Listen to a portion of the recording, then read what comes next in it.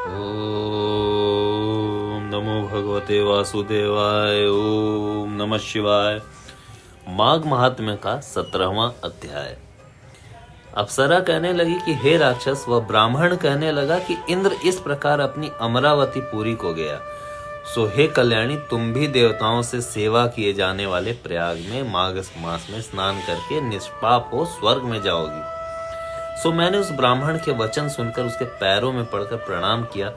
घर आकर सब भाई बांधो, नौकर चाकर, धन आदि त्याग कर शरीर को नष्ट होने वाली वस्तु समझकर घर से निकल गई और माघ में गंगा यमुना के संगम पर जाकर के स्नान किया। सो हे निशाचर, 3 दिन के स्नान से मेरे सब पाप नष्ट हो गए। 27 दिन के पुण्य से मैं देवता हो गई और पार्वती जी की सखी होकर सुख से निवास करती हूँ। इसलिए मैं प्रयाग के महात्मा को याद करके सब देवताओं के सहित माघ में प्रयाग स्नान करती हूँ। सो मैंने यह वृतांत आपसे कहा। तुम भी इस योनि में पड़ने और कुरूप होने का सब कारण कहो। तुम्हारी दाढ़ी और मूछें बहुत बड़ी बड़ी हो गई हैं और पार्वती की गुफा में वास करते हो। निशाचर कहने लगा, हे भद्रे, सज्जनों से गुप्त बात कहने में कोई हानि नहीं होती। मुझको अब कोई संशय नहीं है कि तुम मेरा उद्धार कर दोगी। मैं अपना वृतांत तुमसे कहता हूँ। मैं काशी में वेदों का ज्ञाता था। बड़े उच्च कुल के ब्राह्मण घर में जन्म लिया।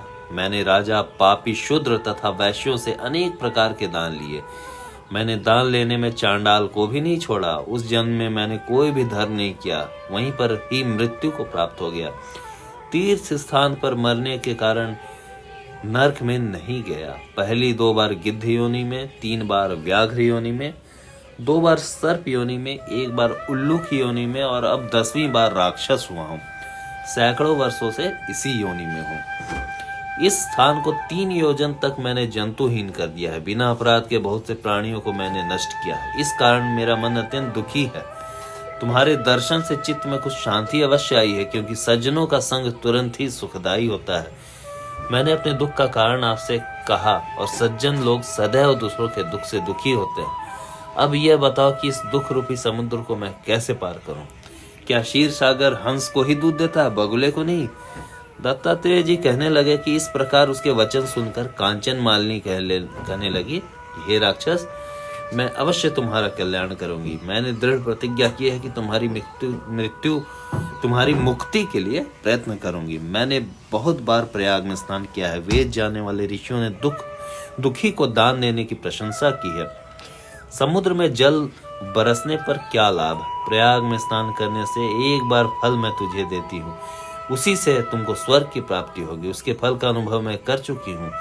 तब उस अप्सरा ने अपने गीले वस्त्र का जल निचोड़कर जल को हाथ में लेकर माघ स्नान के फल को उस राक्षस को अर्पण किया।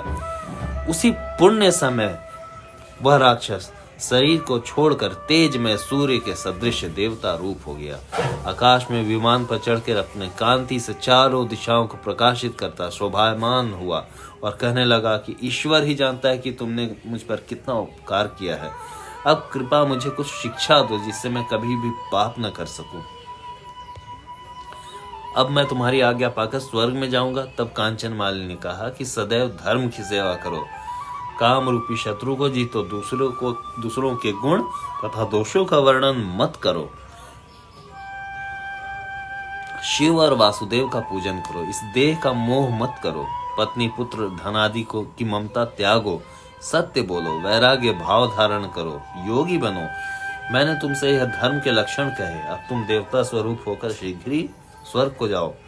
दत्तात्रेय जी कहने लगे कि इस प्रकार गंधर्वों से शोभित वह राक्षस कांचन मालिनी को नमस्कार करके स्वर्ग चला गया और देव कन्याओं ने वहां आकर कांचन मालिनी पर पुष्प की वर्षा की और प्रेम पूर्वक कहा कि हे भद्रे, तुमने इस राक्षस का उद्धार किया है। इस दुष्ट के डर से कोई भी इस वन में प्रवेश नहीं करता था।